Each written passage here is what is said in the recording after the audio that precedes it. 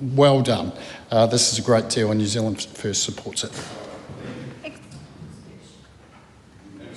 Steve Abel. Thank you, Madam Speaker. Here we go. Well, perhaps. Madam Speaker, the Green Party has determined that we won't be supporting this bill, and we have outlined some reasons in our differing view.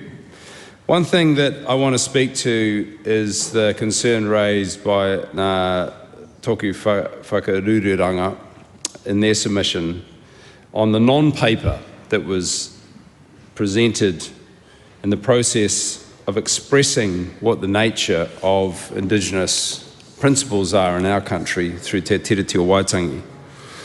And the fact that the Trade and Crown provided this to the UAE and it purported to explain Te Tiriti o Waitangi and justified various negotiating proposals, but it seriously misrepresented the meaning of that agreement as the foundation of our country, Madam Speaker.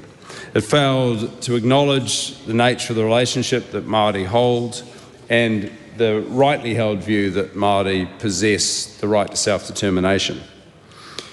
The continued exercise of rangatiratanga and sovereign authority over whenua, kāinga and all taonga. The fundamental lack of clear communication on tēnā rangatiratanga meant that both Chapter 13 and Chapter 15 lack genuine accountability and protection for mātauranga Māori and traditional cultural expression.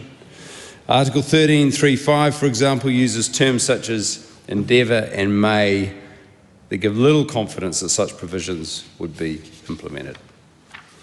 We also continue to be concerned with the contribution of the UAE to the Sudanese civil war.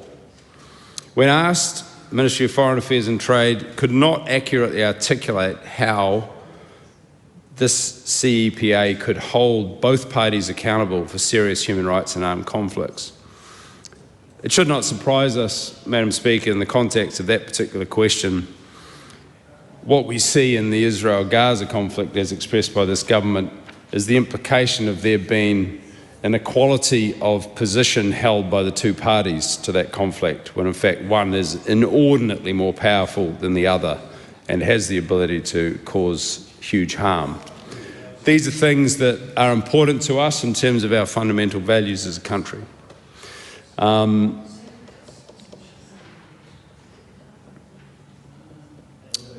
just want to pick up on some of the points that have been made by other speakers. We are a country that depends on exports. We are a country that has produced a large amount of its, or most of its agricultural production is for the purpose of export. And we rely on a principle that surplus of production that we manufacture, in the case of the dairy industry, 95% of what is produced is a surplus to what is needed domestically, is produced for the purpose of exporting and earning money. Now, we have a fundamental problem with the consequences of that vast surplus insofar as the costs of that surplus on our domestic well-being and our domestic natural resources in particular is not borne by the industries that impact them. So, for example, the well-documented impact on fresh water, for example, and on the climate, on soil compaction, on groundwater contamination. These are things that are consequences of a surplus that we produce for export to make money for private profit. Those exporters do pay tax, but that is not their sole purpose.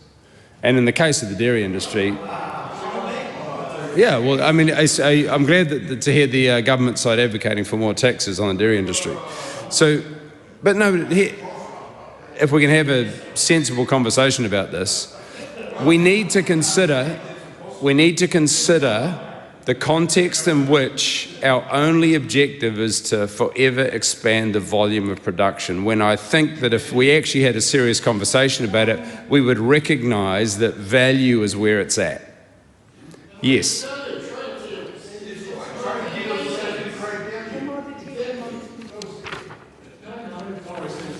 Madam Speaker, we won't be voting for this particular one. Thank you very much.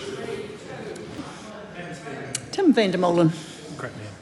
Well, thank you, Madam Speaker.